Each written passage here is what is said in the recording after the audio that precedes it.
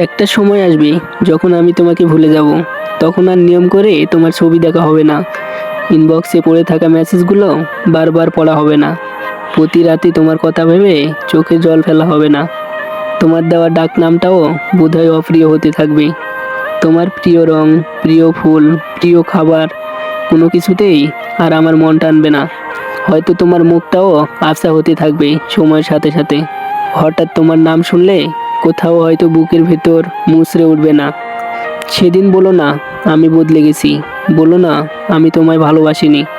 আসলে তোমার ছেড়ে যাওয়া আমাকে বুঝিয়েছে, কেউ যাওয়ার জন্য উড়াল দিলে তাকে কোনোভাবেই আটকে রাখা সম্ভব না। তাই আমি নিজেকে সরিয়ে নিয়েছি, নিজেকে বুঝিয়েছি তুমি আসলে আমার জন্য না। এমন না যে তোমাকে ছেড়ে আসা সহজ ছিল বা তোমাকে ভুলতে আমার কষ্ট হয়নি। তোমাকে ভুলতে চাওয়ার আগে নিজের সাথে যুদ্ধ হয়েছে বহুবার। বহুবার মনে হয়েছে তোমাকে আমি ভুলতে পারবো না। সব শেষে বুঝলাম তোমাকে বারবার বোঝানোর চেয়ে নিজেকে একবার বুঝিয়ে নেওয়া উত্তম। তাই আমি আস্তে আস্তে নিজেকে সরিয়ে নিলাম যেসব জায়গা থেকে, যেখানে তোমার ছিটাফোঁটাও অবশিষ্ট ছিল। সেদিনের পর থেকে আমাদের সব কিছুই তোমার আমার হয়ে গেল, আমাদের আর রইলো না।